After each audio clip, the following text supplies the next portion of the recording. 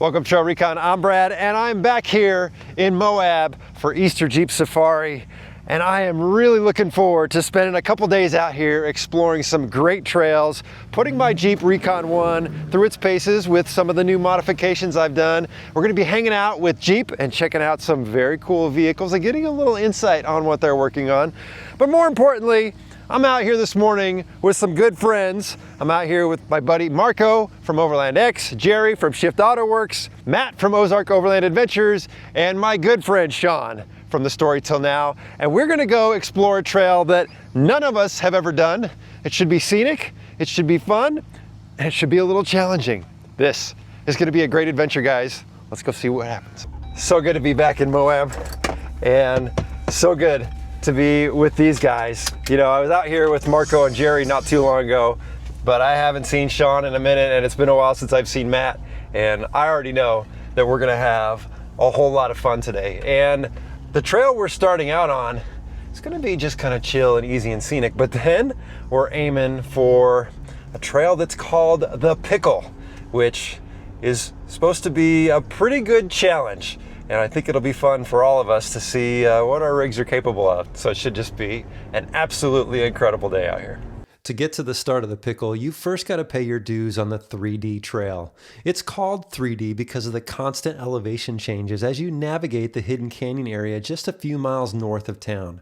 It's mostly scenic, but it's not just a dirt road. It's got enough ledges and technical sections to keep you awake, and honestly, it's a good warm-up for what we're about to do. But today, the 3D is just a commute. Our real goal is a tight technical canyon tucked away in the sandstone. It's a short, punchy trail that's going to put us in a bit of a squeeze. So before last night, doing a little research, I had never heard of this trail 3D or the one we're going to, the Pickle.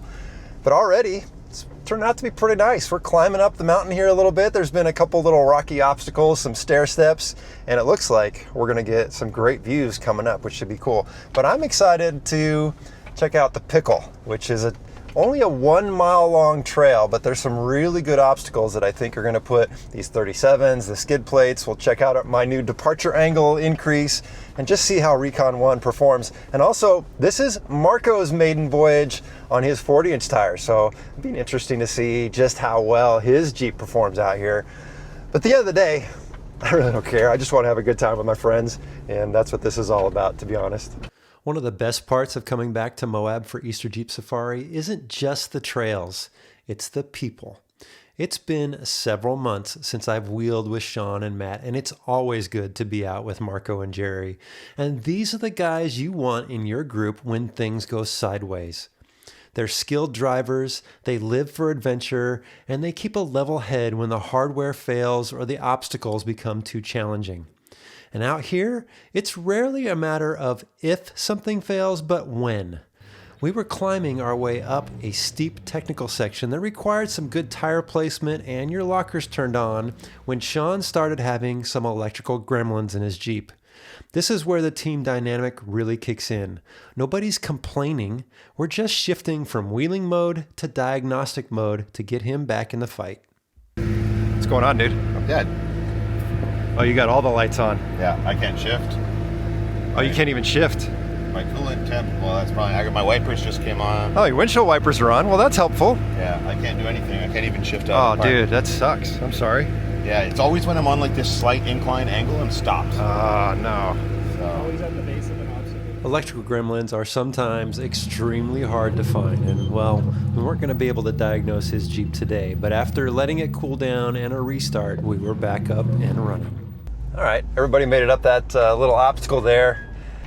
Shaun is having some electrical issues. Apparently he was having it yesterday when he was out on Hell's Revenge, and he knew there was a possibility today, and we're not really sure what's going on. The good news is we have Jerry with us, who's obviously a Jeep technician. He thinks it might be a CAN bus issue, and it's not really something we're gonna be able to fix out on the trail. So we're gonna press on and keep our fingers crossed and see how things go. But that was a fun little obstacle. I'm excited to see if we got some more of those ahead of us. I know we do once we make the turn on to the Pickle. We've got another mile or two to go until we make the turnoff, but first, we're making a short, unplanned little detour. So at the start of the trailhead, I had mentioned that this was a trail that I had never done before. Well, my memory is not what it used to be. We were taking a left turn and there was a sign for Tusher Tunnel, and I was like, I think I've been out here before. Maybe not this entire trail. I definitely haven't done the pickle, but I've been to this tunnel. So we're just making the short hike here and gonna check it out. I think it's worth these guys checking out for sure. Yeah, all the cameras and things are going because, you know, YouTubers. Make sure your lockers are on. It's funny how the desert can play tricks on your memory. Climbing up to the tunnel, my recollection of this place is quickly coming back. Tusher Tunnel is a unique bit of geology. It's roughly 80 feet of natural passage carved straight through a sandstone ridge. Moisture seeps through the vertical cracks in the upper sandstone, and over thousands of years that water dissolved the softer stone and hollowed out this tunnel. When you pop out the other side, you're standing at the head of a small hidden canyon. If you look closely up on the walls, you'll see some small petroglyphs. These are roughly 700 to 2,000 years old. It's quite a spot and a good reminder of how long people have been navigating these same canyons. But the history lesson is over. We've got a date with the pickle, and I want to see if these new 37s are actually going to climb some of these ledges. We've made the turn onto the pickle. It's this really beautiful little canyon. Just a couple rocks so far, but from my research, there's 3 solid obstacles that should give us a little challenge and a little bit of fun. But it's actually really pretty in here. Well, we've arrived to the first obstacle, and you can see there's already a brute Jeep up there having a little fun getting after it. We heard him squealing tires and a little horsepower kicking in. This looks like this is going to be a fun little spot. This first obstacle is called Dill Pickle. It's a series of steep, slick rock ledges, but they're coated in a fine layer of sand that makes traction a constant battle. There are a few different lines here, but none of them are easy, and there are 0 bypasses. The group we caught up with was working their way through. Some were pulling winch lines, others were finding the grip, but everyone was having a blast. That's the best part of Easter Jeep Safari. You're surrounded by like-minded people who actually enjoy the technical struggle. One of those folks is a longtime friend, Dirk, the owner of Merus Adventure Park. We've wheeled and camped together for years, and I'm glad he's jumping in with us for the rest of the day. The guy is an incredible spotter. With 40-inch tires, a 392, and the right tire placement, he cleared this with all the momentum. But now it's my turn. I'm curious to see if the work I've been putting into Recon One is going to pay off, or if I'm going to get real familiar with my winch remote. All right, well, I just watched Dirk crawl up this, and he had all the horsepowers. I don't have all the horsepowers, but I'm going to have to give it a little bit to make it count. So, okay, here we go, guys.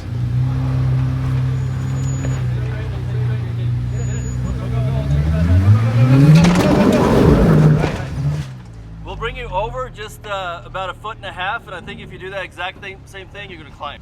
Testing out those skid plates. That'll be good. This, I'm staring to the sky, guys. This feels interesting. Second attempt.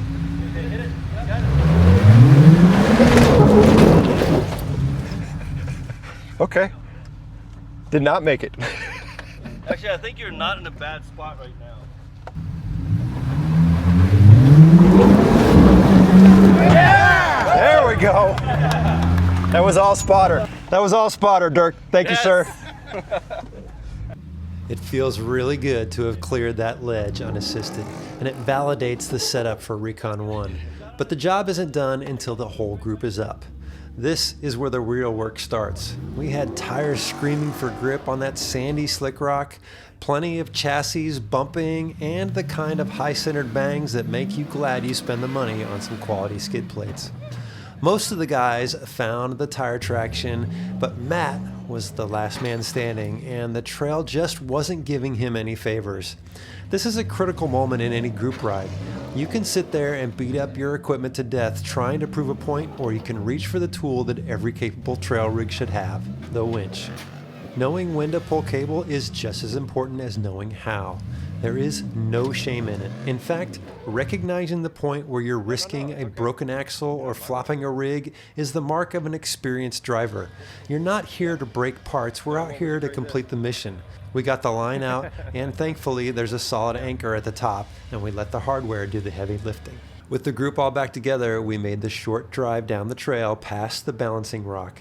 It's one of those Moab formations that looks like it's waiting for a stiff breeze to bring it down, but it's been defying gravity for a long time. It's a good landmark because right around the corner is where the trail gets a little more intimate. We arrived at the Spicy Pickle, and unlike the raw horsepower and traction needed back at the Dill, this obstacle is a little more about finesse.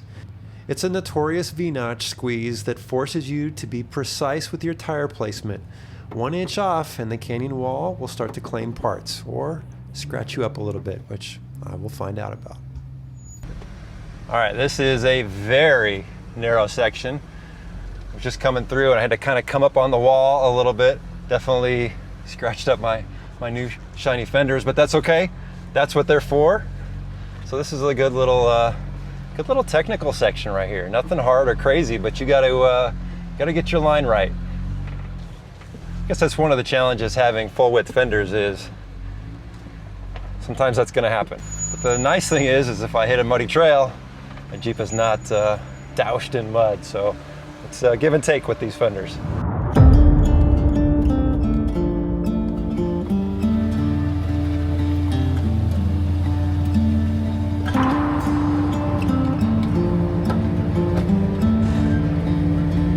All right, we just made it through that squeeze section and now we're at the next big stair climb here. And there's all kinds of line options. It's definitely steep. There's a lot of undercut here.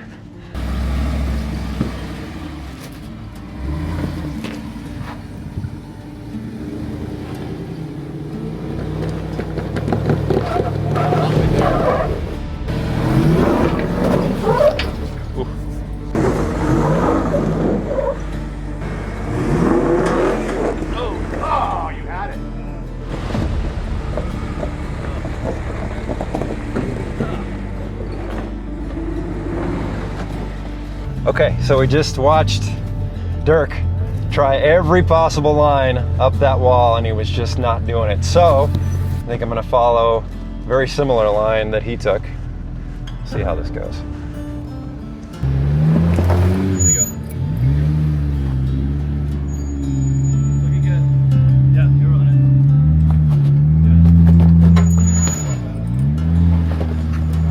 Easy peasy. It's good to have that front locker. I'm glad we made that install.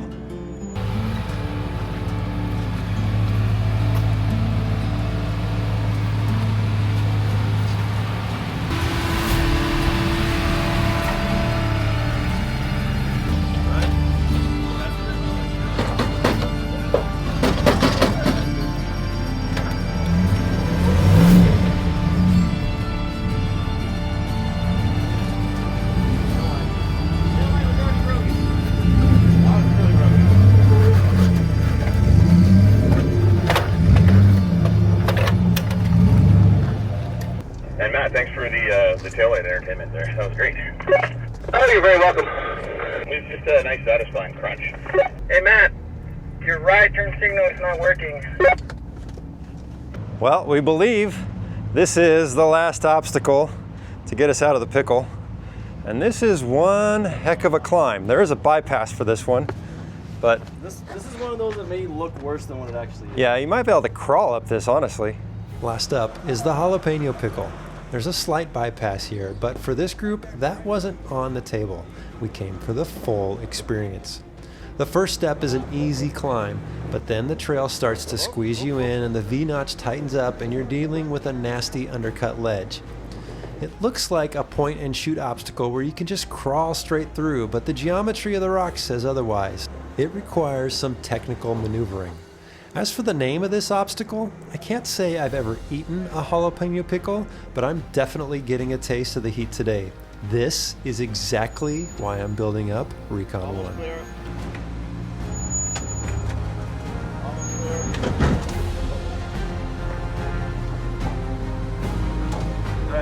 white line, your slider should start catching you here. There you go. Okay. The front end should slide over a little bit more. There you go. There, got it. You got it. There you go. Yeah. Yeah. All right. Straighten it up. Straighten it up. Alrighty. You got it. A little fender damage once again, Well, straight. You're good. but we're good. We made it. Reminder, guys, that's a limited slip rear differential. I do not have a rear locker. That was awesome. You just got a little scrape on Oh, your yeah, finger. you know what? No It's damage. just a Moab reminder. Yeah.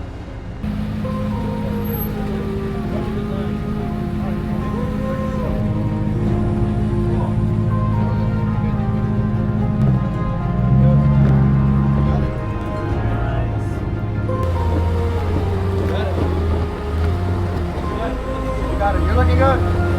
Keep turning. Keep turning.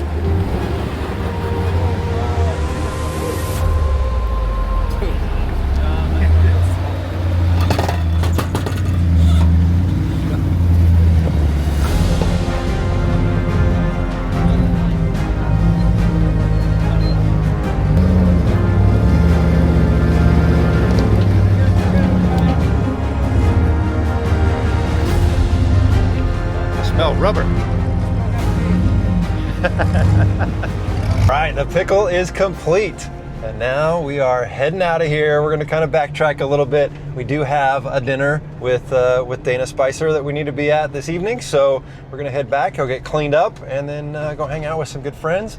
And then tomorrow, we're gonna find another trail, go have some more fun. I have no idea what trail we're gonna be doing tomorrow, but I hope it's as fun as this one. Getting Recon One through the full pickle gauntlet was exactly the stress test I was looking for. The 37s and the new armor did their job, and despite a little Moab pinstriping on the fenders, the Jeep feels dialed. But as any wheeler knows, the desert always has the last word. Tomorrow, we decided to push our luck and head over to Metal Masher. We're looking for more technical challenges, but what we find is a reminder of how quickly a good day can turn into a long day. Between a catastrophic axle failure and our first look at the Jeep concepts, the adventure was just getting started. Stick around, I'll show you exactly what happens when the hardware hits the limit and what Jeep has in store for the future of off-roading. Safe travels, we'll see you in the next one.